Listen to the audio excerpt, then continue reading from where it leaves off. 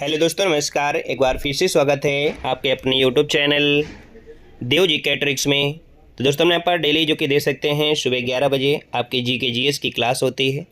और ये जो जी के जीएस की क्लास है, आप किसी भी एग्ज़ाम की तैयारी कर रहे हैं तो आप लोग दे सकते हैं।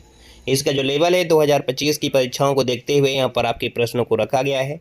तो आप लोग डेली के डेली जुड़ सकते हैं। साथ ही में आप लोगों के लिए बहुत ही बड़ी खुशखबरी है कि जितने लोग हमारे ऐप से जुड़े हैं, अगर कोई कोर्स परचेज कर रहे हैं, है ना, यानी कि अगर कोई कोर्स परचेज करने जा रहे हैं तो उसमें से आपको टेस्ट सीरीज आपको हर एक एग्ज़ाम के लिए आपको अवेलेबल करा दी गई है।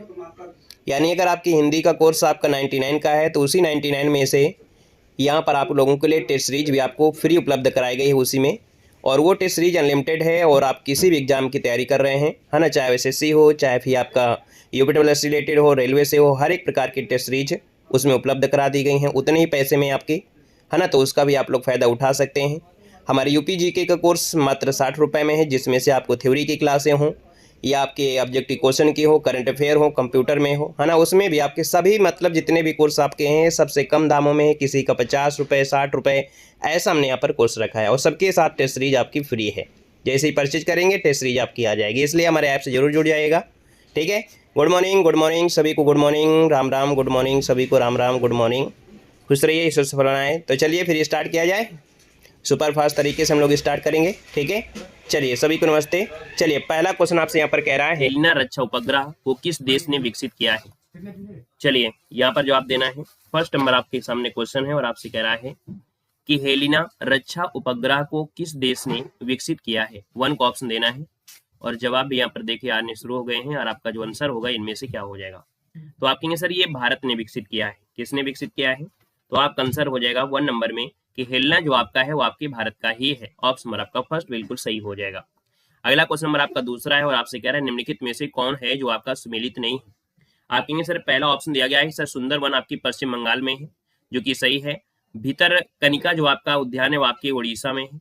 पीताम्बरम जो आपका दिया है वो आपकी तमिलनाडु में है। और बेम्बनाड हमने बताया कहाँ पर होता है, तो आप कहेंगे सर केरल में। कहाँ पर? तो आपकी केरल में, इसलिए ऑप्शन नंबर आपका डी वाला ये आपका गलत हो जाएगा। तो जिसका ऑप्शन आया है यहाँ पर डी नंबर, उसका जवाब बिल्कुल सही बनेगा। अगले क्वेश्चन को आते हैं। क्वेश्चन आपके सामने है कि किस बंदरगाह को कॉफी बंदरगाह के नाम से जाना जाता है। कॉफी बंदरगाह के नाम से जानते हैं आपको दोस्तों, याद रखिए ये आपका है ब्राजील में पड़ता है आपका। इसे नाम है आपका सेंटोस। क्या नाम है? याद रखिए ब्राजील का ये बंदरगाह है जिसका नाम है सेंटोस बंदरगाह। दुनिया का जो कॉफी बंदरगाह इसे ही कहा जाता है, याद रखिएगा, है ना। तो इसका जो आंसर है यहाँ पर बी नंबर है, राइट हो जाएगा। नेक्स्ट क्वेश्चन आपका 4 दिया गया है और आपसे कह रहा है कि राष्ट्रीय पोषण संस्थान कहाँ पर स्थित है। राष्ट्रीय पोषण संस्थान जो आपकी स्थित है वो आपके कहाँ पर स्थित है। तो राष्ट्रीय पोषण संस्थान दोस्तों याद रखिएगा जिसे NIN कहते हैं। क्या बोलते हैं? NIN कहा जाता है। और ये आपके हैदराबाद में है। कहाँ पर है? हैदराबाद में है। भारत के सबसे पुराने अनुसंधान केंद्रों में से एक आपका है दोस्तों, याद रखिएगा। जो भारतीय चिकित्सा अनुसंधान परिषद है उसके अंतर्गत आपका ये आता है। इसका आंसर आपका डी बनेगा। और अगले क्वेश्चन कराते हैं। क्वेश्चन आपसे दिया गया है, यहाँ पर देखिए अगला क्वेश्चन आपका दिया गया है 5 नंबर है और आपसे कह रहा है कौन सा आपका सुमेलित नहीं है। तो देख लेते हैं क्या सुमेलित है क्या नहीं सुमेलित है ना। निगेटिव शब्द आपसे पूछा गया है। कह रहे सर यहाँ पर दिया गया है आपका रेनेटिंग जो आपका दिया है पनीर से जुड़ा है। जैव प्रौद्योगिकी दिया गया है आपके प्लाज्मिडम से है। गोल्डन चावल में विटामिन ए होता है। ओजोन परत दिया गया है ट्रोपोस्फियर। आपको पता चल गया है कि सर यहाँ पर जो आपका ट्रोपोस्फियर है यहाँ पर नहीं होगा, क्योंकि जो ओजोन परत आपकी आती है वो आपकी आती है किसमें? समताप मंडल में। किसमें आती है? तो आपकी समताप मंडल में आती है। समताप मंडल में, है ना, मतलब स्ट्रेटोस्फीयर जिसे बोलते हैं। क्या बोलते हैं? स्ट्रेटोस्फीयर कहा जाता है दोस्तों, याद रखिएगा। क्लियर है? आएगा नेक्स्ट क्वेश्चन आपसे दिया गया है और आपके सामने दिया गया है कुछ इस प्रकार से क्वेश्चन है ना। कुछ इस प्रकार से क्वेश्चन है, यहाँ पर देना है इसका आपका आंसर क्या होगा। मिलान करिए क्या हो जाएगा। चलिए भैया बिल्कुल सही है।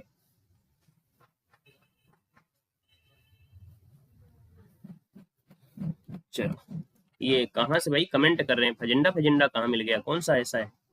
फजेंडा कहीं मिला था क्या अभी कुछ? ये फजेंडा, अच्छा तभी हमने सोचे आप लोग फजेंडा क्यों बोल रहे हैं। ये भी ब्राजील में ही है। ये ब्राजील में, ये जो आपका दिया है कॉफी बंदरगाह है वो आपका जो आपका है ये सेंटोस बंदरगाह है। ठीक है। और जो आपका फेजेंडा भी आपका है कॉफी बागानों को कहते हैं। हाँ ये बिल्कुल। देखो फेजेंडा क्या है यहाँ पर देखो दिया है, समझिएगा क्वेश्चन अच्छा है कि किस बंदरगाह को कॉफी बंदरगाह कहते हैं। तो जब बंदरगाह की बात करें तो आपको बोलना है सेंटोस, मतलब ऑप्शन आपने बिल्कुल सही किया है। लेकिन फेजेंडा जो आपके हैं ब्राजील में, जो कॉफी के बाग होते हैं, है ना, जो कॉफी के जो आपके बाग होते हैं, बाग, है ना, तो उन बागों को कहा जाता है, कॉफी के जो बाग हैं उनको फजेंडा कहते हैं। ठीक है, क्लियर है। कॉफी के जो बागान होते हैं उनको फजेंडा कहते हैं, और जो आपका कॉफी बंदरगाह है वो आपका सेंटोस है। क्लियर हुआ। आएगा नेक्स्ट क्वेश्चन आपसे यहाँ पर दिया गया है और आपसे कह रहा है क्वेश्चन नंबर आपके 6 में कि उष्णकटिबंधीय सदाबहार वन भारत के किन क्षेत्रों में आपको मिलेंगे। हमने कहा सर उष्णकटिबंधीय है ना, और उष्णकटिबंधीय है, इसका मतलब आपको मालूम है कि भारत में 2 ऐसी जगह हैं जहां पर सदाबहार वन मिलेंगे। यहाँ पर जो आपका केरल वाला एरिया है और आपका यहाँ पर देखा जाए तो आपका जो मेघालय वाले एरिया में है, 2 जगह आपको सदाबहार देखने को आपको मिलेंगे। आपकी कर्क रेखा यहाँ से जा रही है और कर्क रेखा यहाँ से जा रही है, तो आपके दिमाग में एक बात आती है कि जब भी जहां से कर्क रेखा या कोई ऐसी रेखा जाती है तो वो थोड़ा सा गर्म प्रदेश होता है। तो अब हम लोग यहाँ पर देख लेते, कह रहे हैं पश्चिमी घाट के पूर्वी ढाल पर, क्या ये ऑप्शन सही हो सकता है? क्या ये ऑप्शन सही हो सकता है? आपका नहीं होगा, क्योंकि यहाँ पर उष्णकटिबंधीय दिया है, तो आप इसको यहाँ से हटा दीजिएगा। अंडमान निकोबार द्वीप समूह, आप कहेंगे सर यहाँ पर ये अंडमान निकोबार द्वीप समूह जैसे आपका है ये भूमध्य रेखा से पास हो सकता है, तो आप कहेंगे सर यहाँ पर सेकंड कर दीजिएगा। यहाँ पर अरावली, है ना, पर्वत श्रृंखला आपकी यहाँ पर आपकी पड़ती है इस वाले एरिया में, तो ये आपका होगा नहीं, है ना, बारिश नहीं होती ज्यादा, तो उससे क्या मतलब है, तो आपका ये नहीं होगा। यहाँ पर उत्तर पूर्वी क्षेत्र की जो पहाड़ियां हैं, आप कहेंगे सर ये भी सही हो जाएगा। मतलब इसका ऑप्शन जो आपका बनेगा वो दोस्तों आपका 2 और 4 आंसर आपका सी नंबर राइट हो जाएगा। क्या हो जाएगा? सी नंबर आपका बन जाएगा। अगला क्वेश्चन आपसे दिया गया है और आपसे कह रहा है यहाँ पर आपका 7 नंबर 7 आपसे कह रहा है कि हिमालयी पर्वत श्रृंखला किसका उदाहरण है। जो हिमालय की पर्वत श्रृंखला है ये उदाहरण जो आपकी दोस्तों वलित पर्वत का उदाहरण है। किसका है? तो आप कहेंगे सर ये वलित पर्वत का उदाहरण है, और ये जो संपीड़न होता है, संपीड़ित की वजह से कहीं ना कहीं निर्मित हुआ है। इसको मोड़दार पर्वत भी कहते हैं। क्या बोलते हैं? मोड़दार पर्वत भी कहा जाता है, याद रखिएगा। आएगा नेक्स्ट क्वेश्चन के साथ। नेक्स्ट क्वेश्चन आपका 8 दिया गया और आपसे कह रहा है करेवा वैली स्थित है।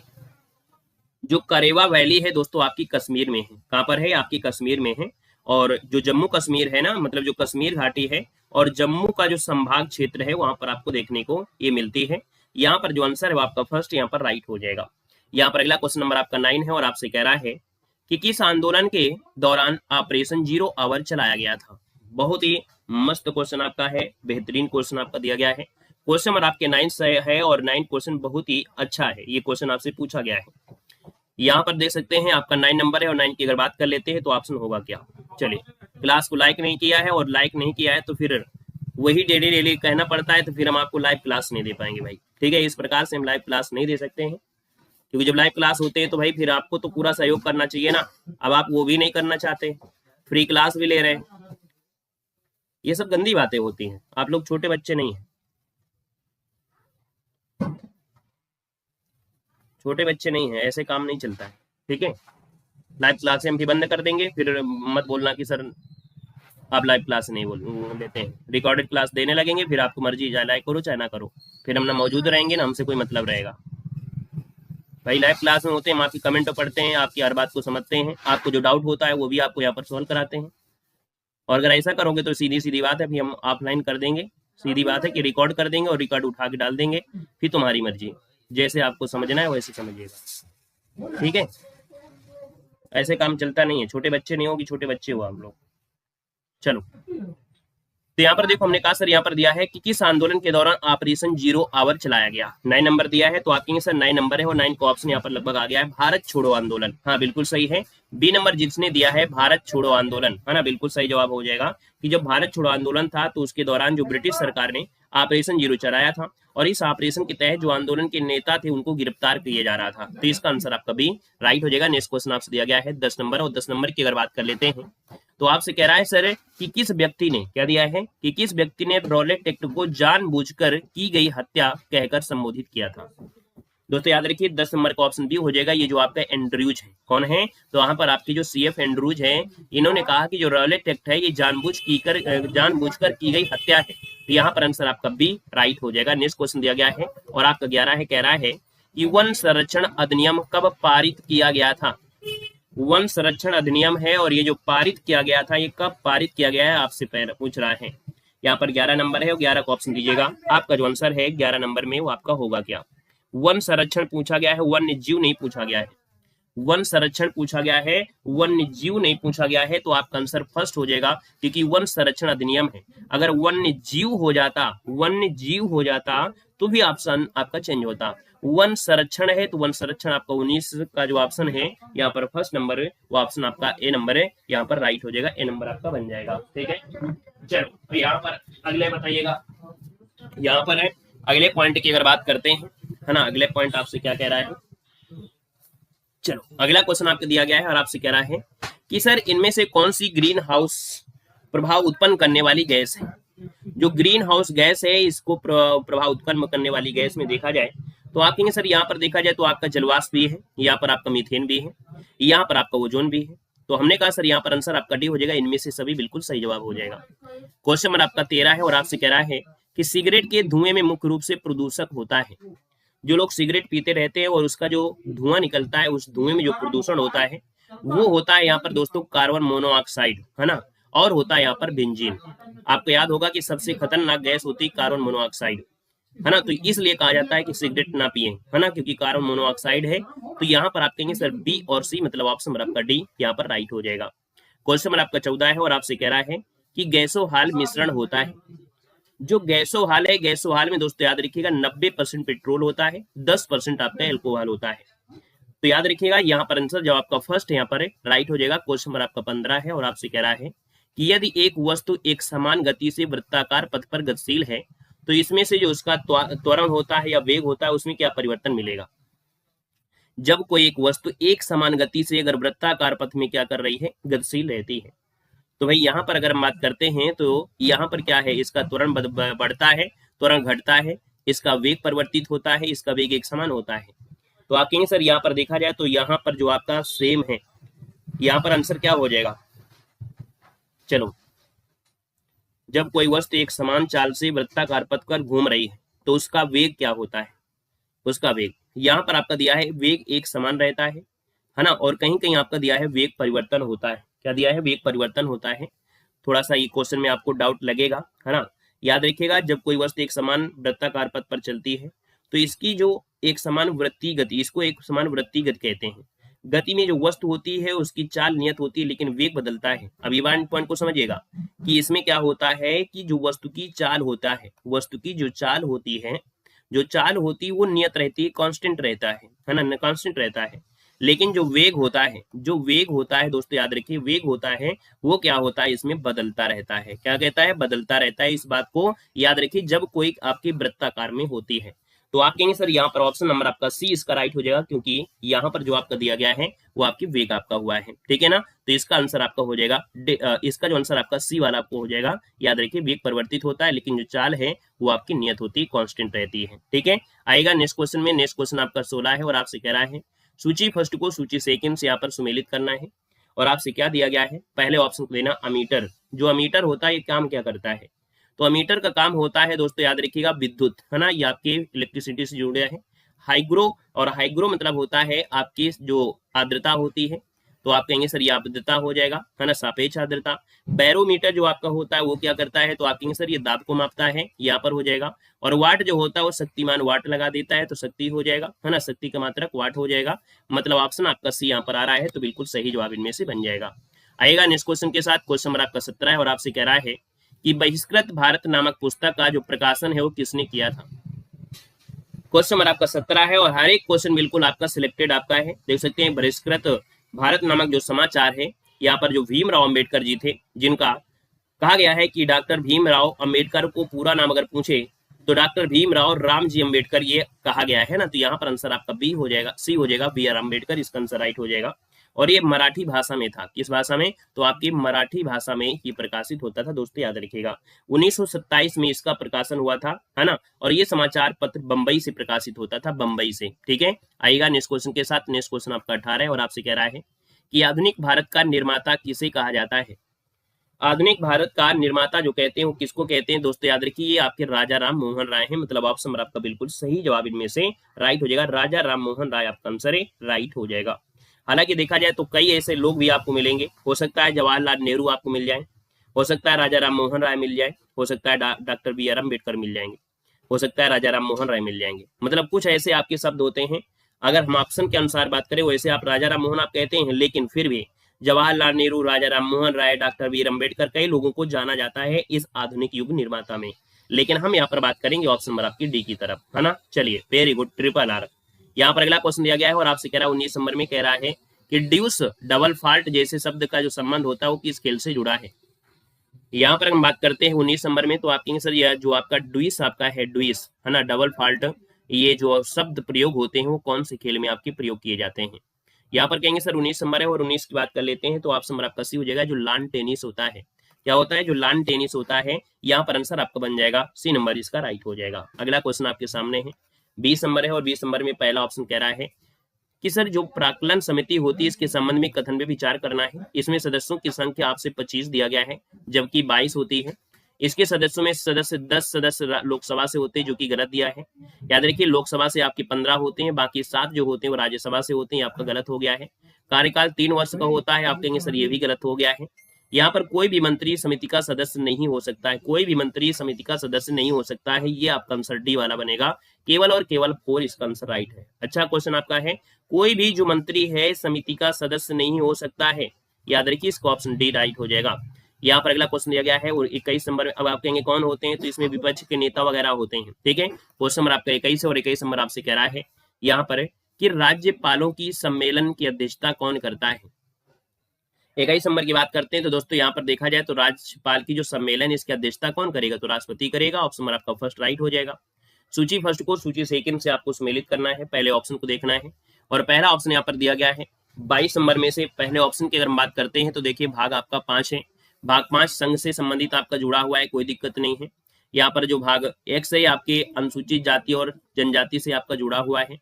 यहाँ पर देखा जाए तो आपका भाग जो आपका 15 है ये जुड़ा है आपके निर्वाचन से जुड़ा हुआ है, और जो आपका भाग 20 है वो आपके संविधान संशोधन से जुड़ा है, मतलब ऑप्शन बी यहाँ पर राइट हो जाएगा। गुड मॉर्निंग सभी को, गुड मॉर्निंग। क्वेश्चन नंबर आपका 23 और आपसे कह रहा है सर आयरलैंड के संविधान से संबंधित संविधान जो लिया गया है ना, जो आयरलैंड के संविधान से है वो आपका कहेंगे सर ये जो राज्य के नीति निर्देशक सिद्धांत तो लिए गए हैं, राष्ट्रपति के निर्वाचन की जो पद्धति है वो भी है, राज्यसभा के लिए सदस्यों का जो नामांकन ये आपका सभी, ऑप्शन नंबर आपका डी यहाँ पर राइट हो जाएगा। 23 को ऑप्शन आपका डी बनेगा। अगला क्वेश्चन नंबर आपका दिया है 24 और आपसे कह रहा है कि निम्नलिखित में से कौन सा अनुच्छेद है जो आपके उच्च न्यायालय को अभिलेखी न्यायालय का दर्जा देता है।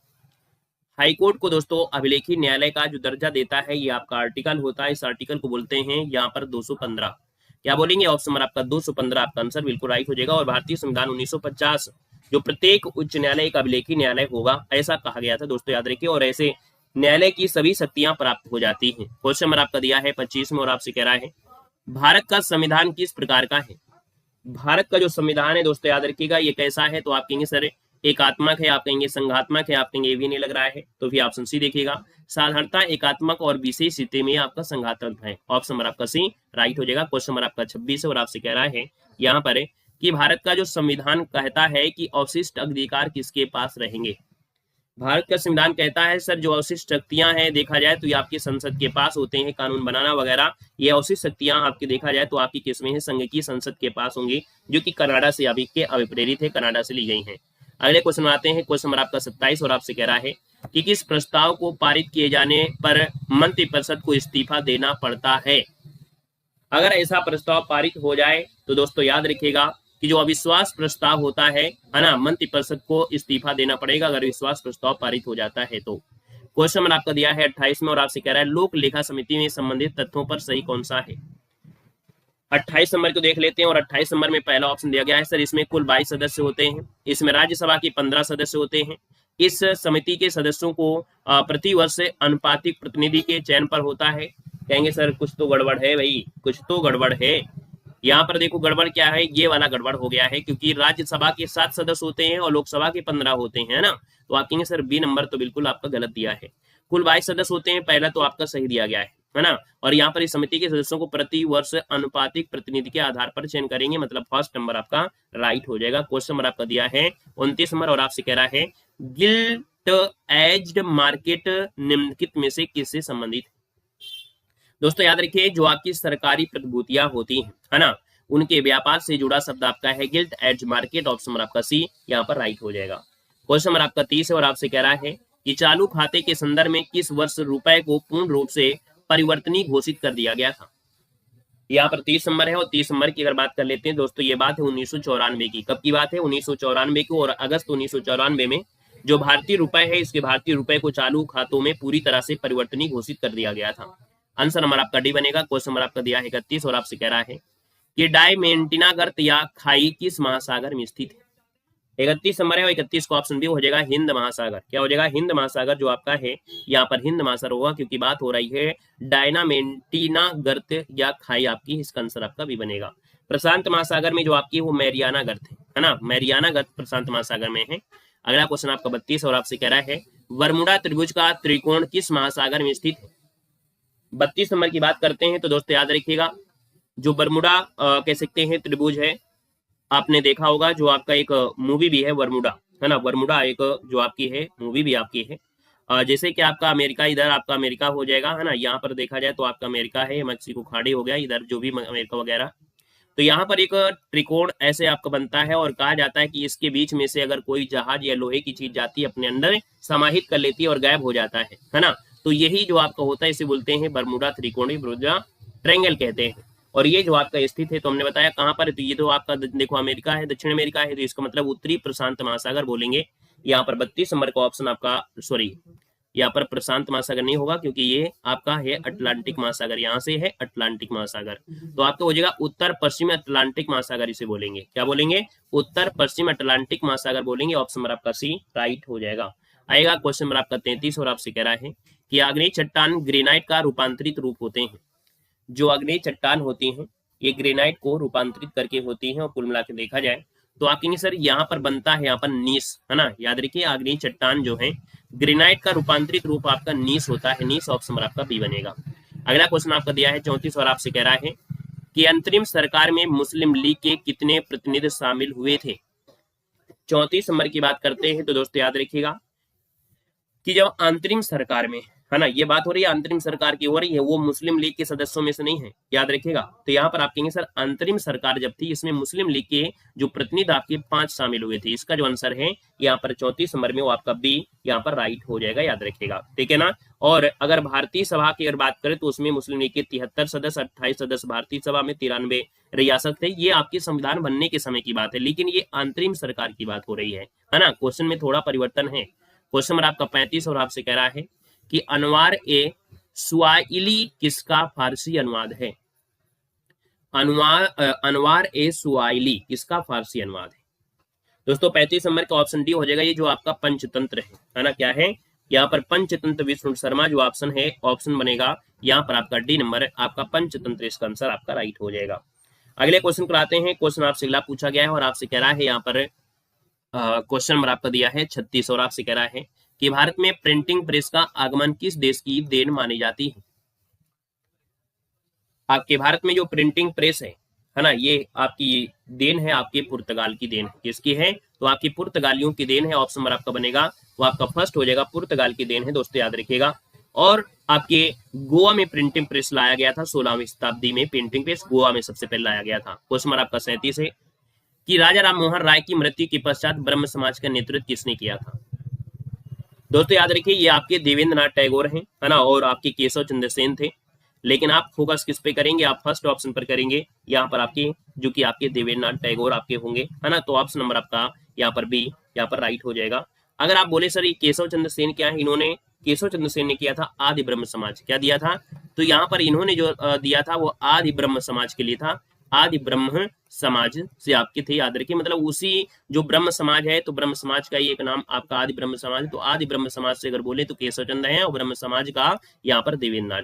अगला क्वेश्चन नंबर आपका दिया गया है, और आपसे कह रहा है क्या दिया गया है, इसको देखते हैं। निम्नलिखित किन व्यक्तियों ने द्वितीय गोलमेज सम्मेलन में भाग लिया था? बताइएगा। द्वितीय गोलमेज सम्मेलन में जो भाग लिए थे, पहले ऑप्शन में तो आपके गांधी है ना, गांधी जी थे, आपकी सरोजिनी नायडू भी आपकी थी, मदन मोहन मालवीय भी थे, और मौलाना जो आपके आजाद थे नहीं थे। तो इसका आंसर आपका डी यहाँ पर राइट हो जाएगा, डी नंबर आपका बनेगा। अगला क्वेश्चन यहाँ पर दिया गया है, और आपसे कह रहा है 39 नंबर में भक्ति आंदोलन को दक्षिण से उत्तर लाने का श्रेय किसे जाता है?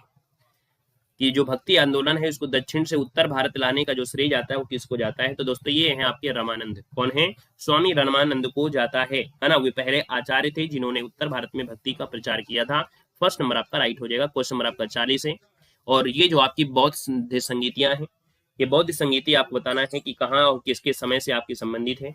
आप कहेंगे सर यहाँ पर मिलान कर लेते हैं, जो आपकी प्रथम बौद्ध संगीति हुई थी, प्रथम बौद्ध संगीति जो आपकी हुई थी कहीं ना कहीं आपके अजातशत्रु के समय हुई थी। यहाँ पर देखा जाए जो आपकी द्वितीय बौद्ध संगीति है वो आपकी कालाशोक के समय हुई थी, और जो तृतीय बौद्ध संगीति है वो आपकी अशोक के समय, और जो चतुर्थ बौद्ध संगीति हुई थी वो आपकी कनिष्क के समय। मतलब राइट आंसर आपका बी यहाँ पर सही हो जाएगा। नेक्स्ट क्वेश्चन को आते हैं। क्वेश्चन आपका दिया गया है आपके 41 में, और आपसे कह रहा है गांधी जी के निम्नलिखित आंदोलन को कालक्रम के अनुसार व्यवस्थित करना है। हम अगर आपसे बोले सबसे पहले कौन सा आंदोलन हुआ था, तो आप कहेंगे सर यहाँ पर देखा जाए अहमदाबाद मिल जो आपका था ये आपके 18 में आया था, 1918 में।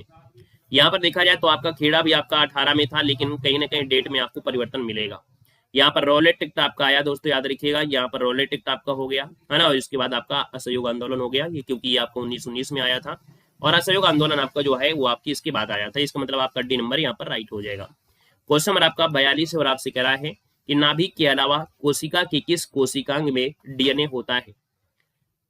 याद रखिएगा 42 नंबर में ये जो आपका है माइटोकॉन्ड्रिया, माइटोकॉन्ड्रिया में मतलब कोशिका के नाभिक में तो होता है ना, कोशिका के नाभिक में डीएनए पाया जाता है, लेकिन इसके अलावा जो माइटोकॉन्ड्रिया है तो माइटोकॉन्ड्रिया में भी डीएनए होता है, याद रखिएगा। तो आगे सर माइटोकॉन्ड्रिया डीएनए या आपका एम्प्टी डीएनए कहा जाता है, इसका आंसर आपका डी बनेगा। क्वेश्चन नंबर आपका 43 से कह रहा है कि किन गुणों में हार्मोन्स में एंजाइम से भिन्न होते हैं, किन गुणों में हार्मोन में एंजाइम से भिन्न होते हैं। जो हार्मोन है वो एंजाइम से भिन्न होते हैं, ये कैसे गुण होंगे, मतलब कौन सी सिचुएशन होगी। तो आप कहेंगे सर यहाँ पर देखा जाए ये सभी प्रोटीन्स नहीं होते, बाकी सभी ये केवल जानवर पाए जाते हैं, केवल पौधों में पाए जाते हैं, केवल उपापचय के दौरान नष्ट नहीं होते हैं। तो ये आंसर आपका डी हो जाएगा। स्क्रीन शॉट लीजिएगा, थोड़ा सा आराम से समझेंगे तब आपको समझ में आएगा। यहाँ पर क्वेश्चन नंबर आपका दिया है 44 और आपसे कह रहा है निम्न से कौन सा रोग है जो विटामिन ए की कमी के कारण हो जाता है। तो विटामिन ए की कमी से जो आपका होता है वो रोग कौन सा होता है।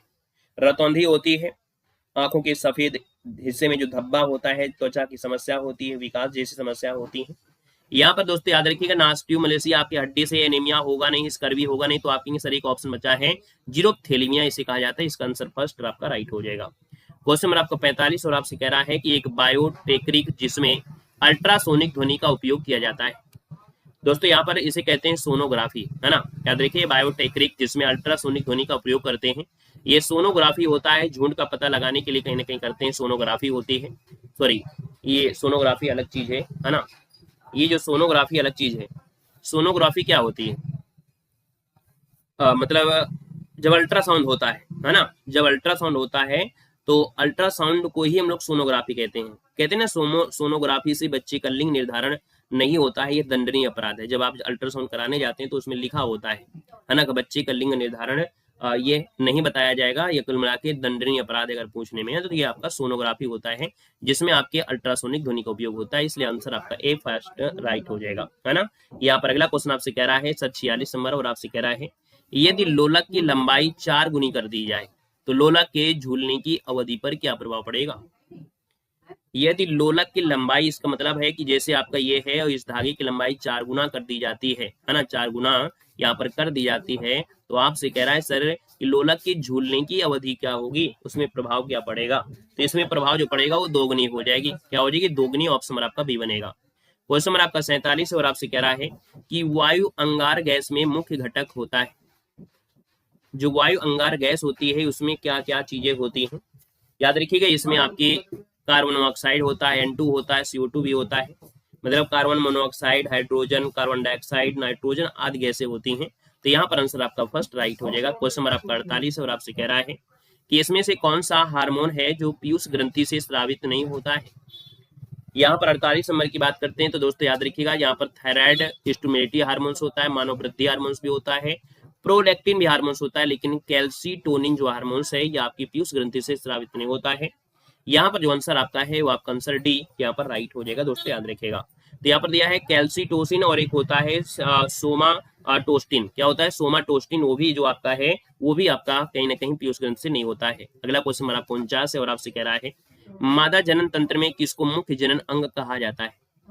दोस्तों याद रखिए, मादा जनन तंत्र में मुख्य जनन अंग जो होता है वो आपका जो वाहिनी होती है ना, डिंड वाहिनी नलिका होती है ना, डिंड वाहिनी नलिका होती है।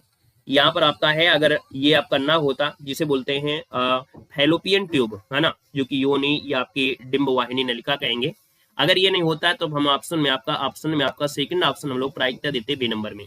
पहली प्राथमिकता आप ऑप्शन देना है फर्स्ट में, कि जो आपकी जो एक प्रकार से कह सकते हैं डिंबवाही की जो आपकी नलिका होती है, कुल मिला के देखा जाए कि जैसे कि मान लीजिएगा एक प्रकार से यहाँ पर अगर हम बना देते हैं, तो यहाँ पर जो आपके अंडाशय जो आपका विकसित होता है, और इसके बाद जब निषेचन हो जाता है तो ये अंडाशय सरक के यहाँ पर आ जाता है। तो कहने की ये जो आपकी ट्यूब होती है, ये आपकी ये वाली जो ट्यूब होती है उसको हम लोग कहेंगे। तो फर्स्ट ऑप्शन आपको ये देना है, सेकंड ऑप्शन अगर है तो फिर सेकंड ऑप्शन आपको बी को लगाना है। क्लियर है। यहाँ पर आगे बढ़ते हैं, क्वेश्चन दिया गया है 50 नंबर में और आपसे कह रहा है सर निम्नलिखित में से कौन सा कार्बोहाइड्रेट पाचन का अंतिम उत्पाद होता है। 50 की बात करते हैं तो दोस्तों याद रखिए, कह रहा है कार्बोहाइड्रेट। जब कार्बोहाइड्रेट आपका पाचन हो जाता है, कुल मिला के जब आप सेब खाते हैं तो वो जब पचता है तो कार्बोहाइड्रेट बनता है। जब कार्बोहाइड्रेट पच जाता है तो ग्लूकोज हो जाता है, आपको एनर्जी मिल जाती है, आपको ऊर्जा मिल जाती है, और जब आपको ऊर्जा मिलती है तो यही आपका होता है ग्लूकोज। ऑप्शन नंबर आपका सी यहाँ पर राइट हो जाएगा। बाकी आपको महाजनपद की जो राजधानियां हैं वो आपको पढ़ाई गई हैं, नहीं पढ़ा है तो आप लोग पढ़ सकते हैं। आपके सामने यहाँ पर हम छोटा सा पिक भी दे दिया है। बाकी कुछ महत्वपूर्ण जो आपकी महाजनपद है उनकी राजधानी वो आपके सामने है, स्क्रीनशॉट आप लेना है तो आप लोग स्क्रीनशॉट ले सकते हैं। जैसे कि मगध, इसकी राजधानी गिरिब्रज या आपका राजगृह थी। यहाँ पर देखिए वज्र की राजधानी आपकी वैशाली थी, काशी की आपकी वाराणसी थी, इसके बाद कुरु की जो आपकी थी इंद्रप्रस्थ थी, और इसके बाद देखा जाए अवंती की राजधानी आपकी उज्जैन थी, कौशल की महाजनपद आपकी श्रावस्ती थी, पांचाल की जो आपकी ऐछत्र थी, है ना, और यहाँ पर देखा जाए तो सूरसेन की जो आपकी थी मथुरा, और गांधार की तक्षशिला। कुछ ऐसे महत्वपूर्ण आपकी हैं। तो इस प्रकार से यहाँ पर जीके की ये क्लास आपकी कंप्लीट होती है, और डेली क्लास होती है, टॉप 50 क्वेश्चन आपको कराते हैं, है ना। और बेहतर से बेहतर, ऐसे आपने खुद देखा होगा, हमारे 2-3 दिनों से आप देख रहे होंगे कि जो आपकी क्लास चल रही है, लेवल हम आपको कैसा लेके आते हैं। ऐसा आपको नहीं प्रतीत हुआ होगा कि नहीं हाँ लेवल में आपके साथ कंजूसी है ना। तो आप लोग भैया पूरा सपोर्ट करिएगा। हम कहते हैं बिना कहे अगर आप लोग लाइक कर देते हैं तो हमें थोड़ा सा एक महसूस होता है कि हाँ वाकई में हम आपके लिए कंटेंट ऐसा लेके आए हैं, और ऐसे कंटेंट को देखकर आप लोगों के अंदर भी एक ऐसा आता है कि हाँ हम वास्तविकता वो चीज पढ़ रहे हैं जो एग्जाम में आती है ना। ये टाइपिंग वाला मैटर नहीं है कि हम आपको अच्छे अच्छे क्वेश्चन बिल्कुल वो ये जो घास फूस वाले क्वेश्चन आपको करा दें, है ना। टाइपिंग वाला मैटर नहीं है, ओरिजिनल मैटर है जो आपके एग्जाम में मिलेगा ही मिलेगा। ठीक है, चलिए मिलते हैं नए सेशन में। सेशन को लाइक करिएगा और नए जुड़े हैं तो चैनल को सब्सक्राइब करिएगा। ठीक है, धन्यवाद।